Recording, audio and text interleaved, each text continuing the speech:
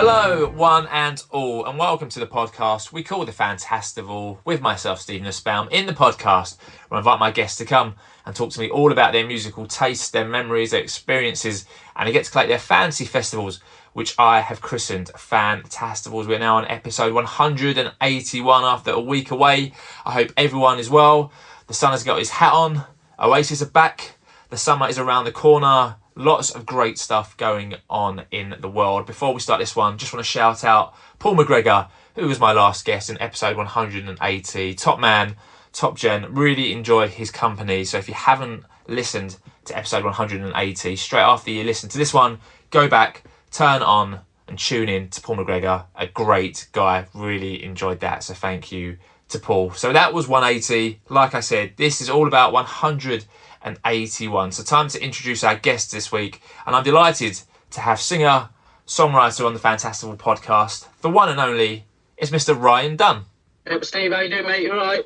I am all good. Like I said, lots to be positive about in the world. I've been listening to your tracks, really enjoying them. Looking forward to hearing out more about them and how they came around and more about yourself, Ryan. But before we start, I always like to ask a question about how people are feeling, how people are doing around mental health. I think it's really important. So to start this one off, Ryan, how are you, mate?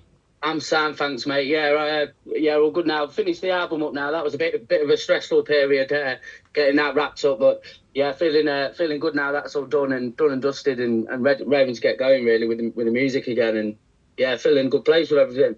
Thanks for asking. Great stuff. We're going to hear all about the album shortly. But before we do, let me take you back, Ryan. Let me take you back to when you were young child. What are your earliest musical memories?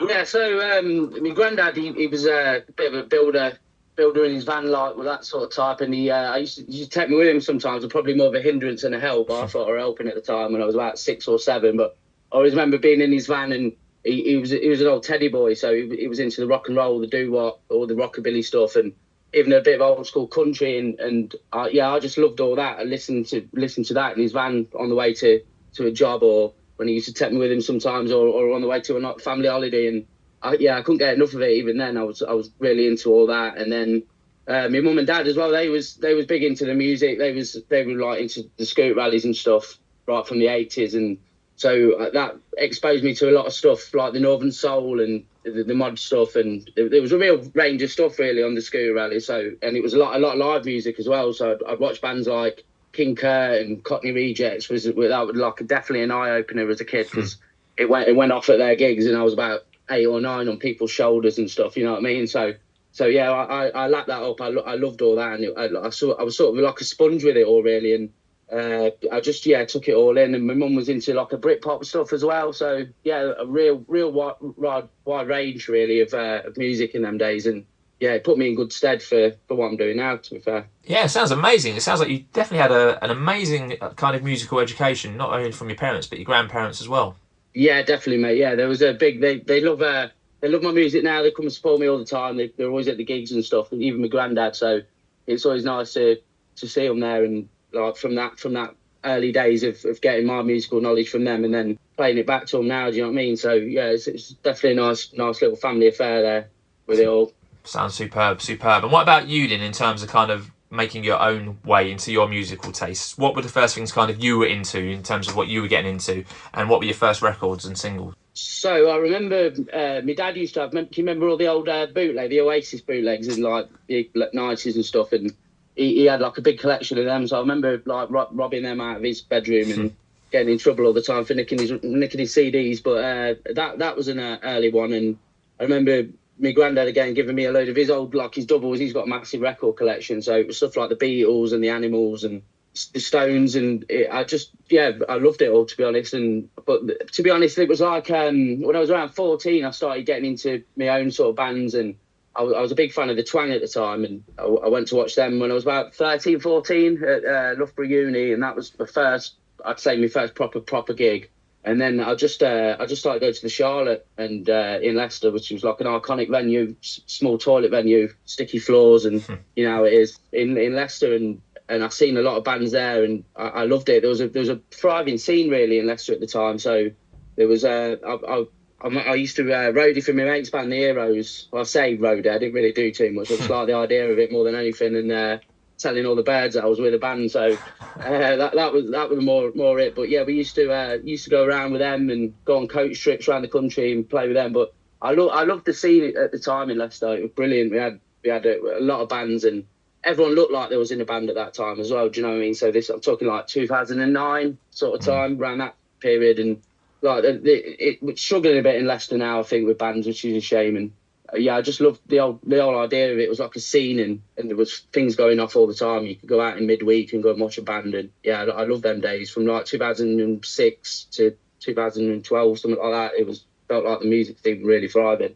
And is that how you kind of first made your kind of steps into being in a band, or is that what made you want to kind of pick up a guitar and start writing songs? Yeah, definitely. I remember getting into when my mates were in bands and stuff, and always being a bit jealous, to be fair, that we was like there was a few of us and we wanted to be in a band, so we used to go make up names for bands and pretend we was in bands ourselves at the time. We were like 14, 15, stupid stuff like that. But yeah, eventually we started rehearsing, and a couple of us, my mate Danny from Lincoln, he used to come down a lot, and we used to like record in the Weymouth sessions, because he used to live in a house on Weymouth Street, and we used to sit in my bedroom and write these songs that we were just starting out really. We knew about 3 chords, and it just all expanded from there, and I kept writing. Some of the other lads stopped writing, and I just always carried on with it really, and honed my skills. And yeah, I just always enjoyed it. It's just my thing really. I love doing it. So in terms of, I guess, in terms of the writing process for you, does it have to be a certain way? Do you sit down like with the aim of writing a song, or do you just literally pull the guitar out,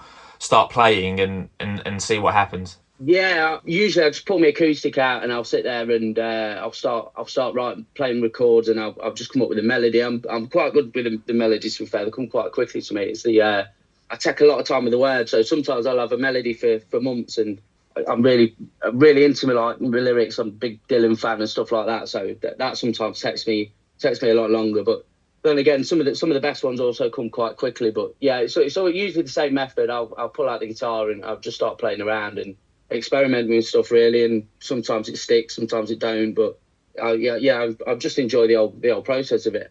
And in terms, I guess, of the bands, obviously, I think you're probably most well known for Gazelle, that we'll come on to. Were there any bands before Gazelle, or was there a band that obviously led you in to Gazelle? Yeah, we had bands. There was nothing of note worth talking about really, but we messed around. Like, I was in a band once with a lad called Max from Leicester, and that was our first real band. And I remember, from some bizarre reason, he was going to be our bass player after he had his finger chopped off at work. So yeah, crushed his finger at work, ended up having it chopped off, and that was the moment. For some reason, he decided he wanted to be a bass player, so a 3-fingered bass player. So he got a good payout from that. I think he got like 32 grand because the machinery was faulty or something, and he ended up buying me a Fender Deluxe Reverb, 65 reissue reverb, and I still use that to this day. But I think that's the only thing he actually got out of that payout. Just the rest of it went on booze and nights out and stuff. But so at least he got that to show for it. But yeah, they were the early days, and then that just led on to Gazelle really from there. They were just nothing too serious, just playing a few gigs around and learning the craft really in them early days. And then Gazelle seemed to, I mean, obviously Gazelle ran for 8 years, so feel free to correct if I've got any kind of wrong info, but Gazelle seemed to kind of be like build and build and build, and there was never an album. It was just a fluctuation, I guess, of singles that were released, right, through Gazelle? Yeah, at the time I wasn't really into the idea of an album. It took a lot of convincing for me to do this one really. I always felt like with Gazelle we had to really make it in terms of doing the first album, but I was happy with just plodding on with the singles and the EPs. But I feel like we did really well. We had like the national airplay and a couple of played on Soccer AM and stuff, and I think lockdown sort of hindered us really with in terms of Gazelle. That it put a real spanner in the works, and I think like that upwards trajectory we was on sort of petered out a little bit in that period, and it never quite. I think because it was a couple of years worth of lockdown, and we'd released everything that we had recorded up to that point, so we couldn't even get in the studio. And I feel like it just never got to them heights again. It stayed. We was relatively still as well known as we was before lockdown, but it just never took off again from there. I felt like we was maybe around for too long by that point, and we'd missed the boat a bit with it. But it's a shame because I always wonder what could have happened without the lockdown and stuff. But it is what it is, and we're here now. Yeah, absolutely. So like we said, Gazelle kind of came to a close in 2024. So I guess from that, was it always your ambition, Ryan, to kind of then go forward as a solo artist? I guess that once you've been in Gazelle, were you thinking, I don't really want to be in another band out of, I guess, want to progress solo, or maybe just not want to join another band? What was the thinking, I guess, behind, I guess, going solo as opposed to joining another band? I think because I've been in band for so long, it was just, I wanted to do something fresh. And I think with the sound was the main thing as well. I wanted, I felt like there was a lot I wanted to do that I couldn't do with Gazelle, because we'd already established that we were this sort of band or whatever, and it wasn't really the music I listened to anymore as such. So I always tried to change it, like with stuff like Lady Blue Sky, which was like the last single we did. I was sort of veering towards that way already, and I took a lot of the creative process of it on and recording a lot of the demos and for it and stuff early. So it was sort of veering that way anyway, and I think it was just a continuation of that, and wanting to change the sound and do it my way a little bit. And yeah, that was where the idea to come out again solo, because I think it was like a mutual decision for the band to split. I think we were all ready to go our own way and do our own thing, but it was definitely in the back of my mind that I wanted to do something completely different and build on what we've done, but do it in my own way. Yeah, I mean, Gazelle still, really highly thought off. Those tracks still more than hold up. And some great tracks came out through the entirety of, I guess, the Gazelle period from, like we said, 2016 to 2024. So I guess moving on to your solo stuff then. So we've had 2 solo releases so far. So your first solo release was Our House Blues that came out in 2024 last year. I guess, how did you feel before that one came out? Because obviously when you're band, it's like a brotherhood. There's obviously kind of 4 in the band and you're very close. I guess when you're a solo artist, it's a bit of a different approach and a bit of a different feeling. I guess how did it feel before that track came out? Yeah, it's weird. I do miss that camaraderie of being in a band, and you're all like, it's like before I released the single, you've got that buzz about, oh, we're putting it out this week, do you know what I mean? And it was like, you'd be texting the lads and, oh, reaction's great. And I did miss that when I first put Our House Blues out, but I've got a good network behind me anyway, and a good group of lads behind me that I still do that with. So it still feels, in a way, I've got that unit there. So that's all good. But yeah, it was Our House Blues. That was the first single, and I feel like I wasn't quite ready. I sort of rushed it in a way, because I didn't want to. I wanted to capitalise on the back of Gazelle, and I didn't want to. I felt the time like I'd be forgotten about if I'd waited too long. And looking back, it might have been, in retrospect, a bad decision to put it out that early, because I think we weren't there production-wise. I'm a big fan of the song, but I know now what I can do now, and with the album, it's really stepped that up. And I'm still happy with it as a single, but I know this album's going to sort of blow that away a little bit now, that first single. So that single won't be on your album when that comes out? Yeah, it's not on the album. It's just a standalone single, that one. It was just I think we were just getting there. We're on that journey towards where the album was, and I think it's bridging the gap really between Gazelle and this new album. Brilliant. So Lovin You came out last month on the 13th of June. That is an outstanding track, so congratulations to you on that one, Mr. Dunn. We'll ask you about that track before we move on to the album. So I guess, how did that track come about?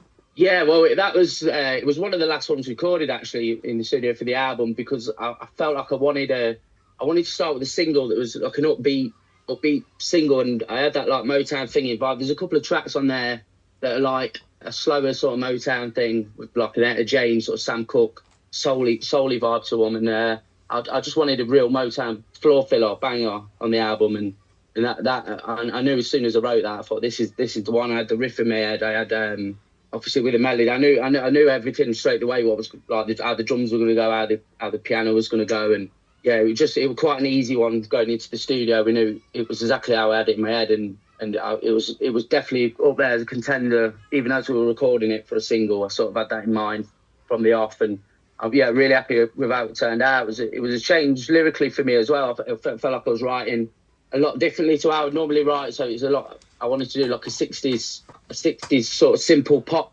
lyrics, but then put my own stamp on it and my own style on it as well, which I think I've achieved that quite nicely. Yeah, I'd say listening to the track and listening to you talk about it, I'd say you certainly have. So well done on that one, Ryan. So you've mentioned the album, Din. So I guess, what's the plan? Is there another single before the album, or are we just going to have the album? So tell us, I guess, what the next couple of weeks are going to have in hold for you in terms of like your releases. Yeah, definitely. The plan is for a few more singles first, and get them out and just keep it going. I think this day and age, it's hard to, you've got to keep the ball rolling with stuff, ain't you? You can't really, I think once you put the album out, it feels like all that hard work's done and you've got to find some new content and stuff. So, it's a decision to put a few singles out before the album and maybe 4 or 5 singles and then go from there and stretch it out a little bit. It's the old thing these days with like the reels and social media. It's not really my thing. I'm getting too old now, but it's not me really. So I think I'll keep the ball rolling with singles and keep myself out there that way and just keep trying to push it really and build it back up again. For obviously it was a new start and everything, fresh start. So it's just a case of putting these singles out and building it back up and getting myself out there again. So I guess can fans of yours look forward to the album? Is it a 2025 release, or will the album be out in 2026? Early 2026, I think. Yeah, that at the minute that's the timeline. I'd say early next year. So we've definitely got constant things coming out. So we'll have singles up until that point. So there'll be a constant stream of new music up until the album. And then when the album's released, I take it, are you going to try and press it on vinyl, physical release, or is it just going to focus on streaming? Are you going to do a big kind of, I guess, pre-order push, which we see kind of a lot of acts try and do and try to establish themselves? Yeah, we're 100% going to do it on vinyl. I think that was, as soon as I knew I wanted to do an album, that was the first thing in my mind, having it in your hand on vinyl. I think that's, to me, that it don't seem like I've actually done it till I've got that in my hand. So, yeah, I'm a big vinyl lover. I've collected myself, so it'd be nice just to have it even in my own collection, to be fair. So, yeah, that's definitely the plan. I think we're going to get a limited run of 7-inch done for Lovin You as well soon. So the information will be up on my socials about that soon as well. But it'd be nice to get the 7. I had a few DJs that do a lot of the Northern Soul stuff asking, saying they want to play it on the nighters and stuff. So I better get that sorted soon. Absolutely. And I know you've been active from a live perspective. I know you've done a few dates here and there earlier this year. Anything you've got in the pipeline that you want to kind of push or talk about in terms of live dates? Yeah, I've made the conscious decision not to do too many gigs yet. I want to establish myself with the singles first, and then push towards the end of the year. Get a few gigs out. I'm sort of itching to play Leicester again and do a big hometown show again. But I want to wait and do something really special once we're getting a bit closer to the album. But I've got a couple of dates of playing at the Dublin Castle in Camden on the 9th of August. So that should be a good one. And there's a couple of dates coming out soon as well that will be on our social media and everything in the upcoming weeks. But yeah, just taking it easy really with the gigs at the minute, with a view to doing a big tour and a big hometown show gearing up ready for the album. Amazing, sounds great. Dublin Castle was an iconic venue and a great venue as well. So I'm sure that'd be amazing. So there's lots of great music out there. There's lots of brilliant bands, solo acts going. At the moment, Ryan, what are you listening to? What's on your streaming platforms, or what are you listening to from a physical perspective? Yeah, you caught me out here because I don't really listen to a lot of, to be honest, a lot of modern music anymore. So I'm a bit out of touch with what's going on with the bands. I'm quite into. There's a solo artist called Jay Bird. She's got a new album coming out, and I've listened to a couple of those tracks. I'm quite impressed with those. So I was a fan of her first album. Went to see her live a few times. So yeah, she's really good. But yeah, it's mainly just like the older stuff, a bit of like Elmore James, a lot of rhythm and blues, jump blues sort of stuff. I like my 60s garage, so stuff like that, and the Sonics, Count 5.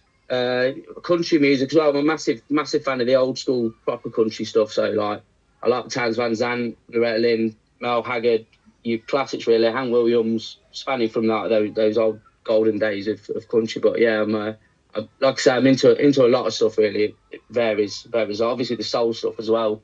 Mum and Dad are big fans of Northern Soul, so that's always been another thing that I've kept up with over the years. Go to a lot of like soul do's and a DJ occasionally myself a little bit as well. So yeah, that sort of thing I listen to a lot at the minute. Yeah, it sounds like you've got a really eclectic taste, and I think you can hear that in a lot of the solo stuff that I've heard so far. All those kind of tastes coming together to kind of give you your own sound, which I think that's exactly what the album is really. It was a conscious decision to look back into all the stuff I listened to and really make a collection of songs that are really varied in themselves, but come together in terms of like are glued together by my love of those sorts of music really. I think we've achieved that quite well with the album. Really proud of it. Yeah, I'm looking forward to it. As I say, when I heard Lovin You, I was like, this doesn't really sound like anything else, which is a completely good thing, right? So I think you've definitely found a way to take the music forward. It sounds great. So, Ryan, this podcast is all about you collating your fantasy festival. Are you a big fan of festivals? Have you been to many festivals? Yeah. Like I say, I'm more into like scoot rallies and stuff really. So I do more of them than the festivals. But yeah, we played a few in Gazelle, and I've been to a few as punters before. So yeah, I know the score. I know how it goes.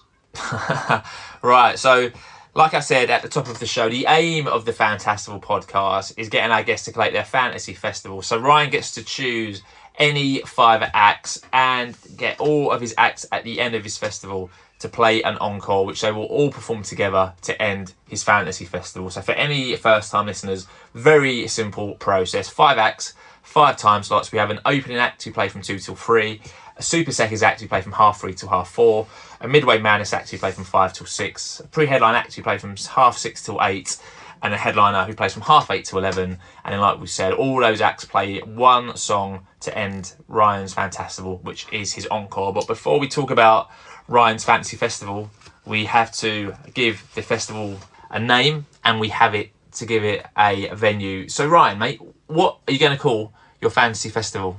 Oh, that's the only thing I ain't thought of actually. Let's call it. I reckon we'll call it Dunn Fest. Dunfest. Give me a bit of a plug on it as well. I like it, and I know you've spoken about your love of the Charlotte and Leicester, so we can hold this fantasy festival anywhere you like. We can hold it somewhere big, we can hold it small, we can hold it in the UK, we can go elsewhere. So Ryan, where do you want to hold Dunfest? Where are we going? So I reckon I'd like to keep it local. To be fair, don't want to be driving too far away from home on the Sunday, because I reckon we'll have a bit of a bad hangover. So I reckon we'll keep it maybe somewhere like Victoria Park in Leicester. They've held a few festivals and stuff in the past, so I think not too far for me to walk home as well. So I reckon that'll be a good one. All right, I like it. Victoria Park in Leicester. I think that's the first time that venue's been chosen on the Fantastival Podcast. A nice tactical choice there, Ryan. Don't have to go too far to get back. I like what you've done there. So, like I've said, you only get 5 acts on this one. I always like to give my guests like a chance to show their appreciation of other acts who they love but who haven't made it into their lineup. So have you got any missed acts who you want to give an honourable mention to before we crack on? Yeah, definitely. This was tough. This was to get it down to 5. It was like I thought I'd do it in like 5 minutes, when I was sat there with pen and paper and everything, like crossing stuff out and all sorts. So yeah, there was a few that just narrowly escaped, and I was chopping and changing. I was thinking of starting at one point with Howlin' Wolf, because I love them, like the old school blues stuff, and there was a few country artists I wanted to put in there, but only one of them managed to make the cut. I like Buck Owens, Mel Haggard, Marty Robbins, stuff like that. They didn't make it. There's loads of Little Richard, Chuck Berry, Johnny Cash didn't make it, which I was surprised about. I thought he'd be in there, but I ran out of room for him, so he'll have to be on next year's. Next year's Dunfest 2. I think we'll invite Mr. Cash for. So, mate, you mentioned some outstanding artists who haven't made it into your lineup. So I'm intrigued to see where we're going with Dunfest. All right, so we're at Victoria Park. It's 2:00. Lovely day for it. Your opening act is about to take the stage, Ryan. So who are you going to have open Dunfest? So I'm going to go through Waylon Jennings. He's just because he's a cool geezer, really. He obviously headed that 70s outlaw movement, but I love all these early 60s stuff as well. It's nice, chilled out country vibe. I thought early doors for me, everyone having a few cans sitting on the grass. So I thought he'd be a great choice just to ease people into it and play a few of his tunes for us. That's a great shout. It's the first time Waylon Jennings has been picked for a fantasy festival, so we're making Fantastival history as Waylon Jennings is your opening act. Anything you would have to have him play, Ryan? Anything you would have to hear from Waylon? One of my favourite tunes is That's a Chance I'll Have to Take, one of the 60s ones, so definitely that. And then obviously 70s classic stuff like Don't You Think This Outlaw Thing's Done Gone Out of Hand, and he's good mates with Johnny Cash actually as well, so he might bring him along. We can tempt him into the second festival while he's there. We'll give him a little invite, a backstage pass, and if he appears on the stage, we'll do that. All right, Waylon Jennings is your opening act. He's playing from 2 till 3. We'll take a half-hour break, and then we're going to have your Super Seconds act, Ryan. We're going to play from 3:30 to 4:30. So who are you going to have as your Super Seconds act? This definitely, I reckon Eddie Cochran for this one. I want to be a bit of rock and roll just to get the mood up a little bit more. And he's one of my favourite guitars. I could have had loads here, like I said, Little Richard, Chuck Berry, something to get the crowd going. But Eddie Cochran, one of my favourite guitarists of all time. That's a great shout, and I guess well ahead of his time as well, right? Yeah, he was. Yeah. They reckon he could have been the next Elvis, isn't he, if he hadn't have died in the car crash. But yeah, he's definitely one of my inspirations, and massive Eddie Cochran fan. So I think they're like stuff like "Come On Everybody" and "Summertime Blues" would go down great as well. Be great to hear that at a festival. After everyone's had a few drinks by now, I reckon. So start dancing, driving along to stuff like that. Yeah, it'll be rocking. It'll be absolutely rocking. So Eddie Cochran is your Super Seconds act.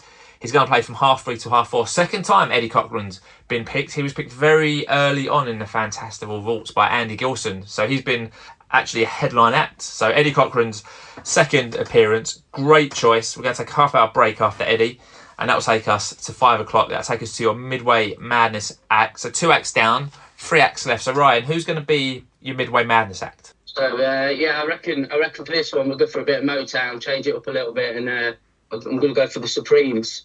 It was between them and Martha and the Vandellas, but I reckon the Supremes have put on a good show, and obviously got a lot of big hits that everyone knows. So I think that'll proper get the party going, and they've got some bangers. To be fair, I'd like to hear Stone Love live myself. So yeah, I think it'd be a great Midway Madness act. I agree with you. I think when they play Stone Love, I think you'll have all the Stone Roses fans as well. Yeah, definitely love that. Yeah, having a good time around that. All right, mate, we've really got a really varied lineup so far. So the Supremes, first time they've been picked in the Fantastival as well. So they're making their Fantastival debut. Great Midway Madness act. They're going to play from 5 till 6. We'll take a half-hour break, and that'll take us to our pre-headline slot. So 2 acts left. We've got a really eclectic lineup so far. So Ryan, who are you having as your pre-headliners? Yeah, so we're going to the obvious stuff now, which is everyone will know I'm a massive Bob Dylan fan, so I've got to put our Bob in there. He's got he'll be the pre-headline act, I reckon, and he'll just an inspiration to me lyrically and with songwriting really. So it'd be nice to just see him in his heyday. I'm imagining him just as he turns electric, doing some of that early electric stuff and his acoustic stuff as well. So yeah, I'll be buzzing myself for that. Any tracks you'd have to have Bob play for you? Because again, he's got such a vast and established catalogue. To try and get him into kind of an hour and a half is quite difficult. And I know obviously when he plays, he'll play anything that he fancies. But anything before he steps on stage, Ryan, that you're going to say, Bob, we're going to have this one today, mate. Yeah, well, it'll take you half hour to notice the songs anyway, because he changes them up that much, doesn't he? But I reckon this will be my one as well. We said about having an album played in full, bringing it all back home. So it's definitely up there with one of my favourite albums of all time. So like I say, just as he goes electric, those 2 albums, bringing it all back home, and Highway 61 Revisited, those just classic albums. I'd love to hear him play a lot of the stuff from them. Great shout. All right, Dylan is confirmed. He's your pre-headline act. Dylan's a strange one in this podcast because he doesn't get picked really as much as what I guess some other like classic and established artists do. So 5th time Bob Dylan's been picked. So he is your pre-headline act. He's never actually been a pre-headline act before. So again, making headway in the Fantastival Podcast vault. So Bob Dylan plays from 6:30 to 8 o'clock. Then that will take us through to 8:30 after we have one more break. And then it'll be time for your headline act to come on. So I've got no idea, Ryan. Normally I can try and see where lineup's going, but I think you've stumped me, mate, which is always a good thing. Yeah, it's definitely a bit all over the place, isn't it? Like I say, I'm trying to get my taste in there, so it's a bit of a range of stuff. But it is quite an easy one, to be fair. And I bet this must have been picked about 300 times already, but I couldn't not pick it. It's the obvious one. It's definitely going to be the Beatles. I've got to pick the Beatles. I am a Beatles nut myself, so it's definitely top choice, the Beatles. There's no other way I could have picked, really. Why? I guess what, again, the Beatles, such a vast catalogue of stuff. Any kind of period, anything you would want to hear, anything you wouldn't want to hear from the Beatles, what would you be looking to hear? I guess, they've got 2.5 hours, right? So they could literally cram a lot into there, but anything you would have to hear from the Beatles? It'd be nice to hear them play a bit of everything, to be fair. Obviously, they didn't do the later stuff live, so it'd be interesting to see what they do. First time they played any of the later stuff live and how they go about it. But definitely stuff like the Hard Day's Night album. I'm a massive fan of that album, so it'd be lovely to hear a few tunes from that. But yeah, just a mix of everything, really. I think they've got to play the hits, and a few little left field ones would be nice. I'd love to hear Martha My Dear. That's one of my favourite ever Beatles songs, so I reckon that'd go off. I'd love to hear that. Purely for myself, from a personal point of view, I'd love to hear them play that song. Brilliant. They're going to play it. It's going to be epic. They're going to headline Victoria Park. They're going to give us 2.5 hours. And then at 11 o'clock, they're going to welcome back on stage Bob Dylan, the Supremes, Eddie Cochran and Waylon Jennings. And they're all going to turn to you, Ryan, and go, mate, we have one more track to play. What do you want us to play? So the choice is yours, Ryan. What are you going to have your 5 Fantasy Festival acts play to close Dunfest? Yeah, what a lineup that is on stage. I reckon a bit different again. It'd be an interesting one to hear them play this, but I reckon the band, the night they drove Old Dixie down, I love the band's live version from their farewell gig, and I reckon that'd be a good closer to a festival. You know, especially with that many musicians on the stage smashing it out. I think that'd be a good emotional one to end with. That's amazing. That's a great choice of encore. So let's lock it in then. So we've got Dunfest. It's taking place at Victoria Park in Leicester. We've got Waylon Jennings as your opening act. For Super Seconds, we've got Eddie Cochran. Midway Madness, we've got the Supremes. Pre-headline act, we've got Bob Dylan, and he's going to play Bringing It All Back Home in its entirety.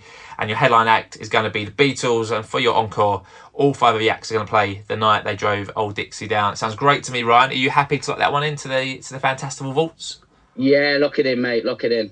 That is. Otherwise, I'll be here for another hour chopping and changing. So lock it in now. That is superb. So before I guess we wrap this one up, you've kind of spoken, I guess, about what the future holds. So let's kind of recap on that. So there's going to be a few more singles in 2025, followed by the album in 2026 and some live dates. Have I got that correct? Yeah, that's perfect, mate. You've got that bang on. I'm looking forward to getting it out. We're filming the music video in the next couple of weeks for the next single, so looking forward to that. It's a bit of a change again. We're going for something a bit different from the Motown thing of the first single, so I'm looking forward to getting that out there and seeing people's reaction to this one. Amazing. I'm looking forward to hearing that one myself. And if anyone is listening to this podcast and isn't aware of where to find you, the best places to go and listen to your music or to follow you on whatever platform you're on, Ryan, let us know where you are. Where's the best place for people to go and check out your music and to find you on social media? It's a nice and easy one. So everything's Ryan Dunn Music across all the socials. So no messing about. Just Ryan Dunn Music. It's on. I think that's YouTube, everything, Instagram, the whole lot. I've got a TikTok now, but I'm not very good at it. So you can give that a follow if you want. But there's not much on there in a minute. But I do need to pull my finger out with the social media stuff like that. Get down with the kids, as I say.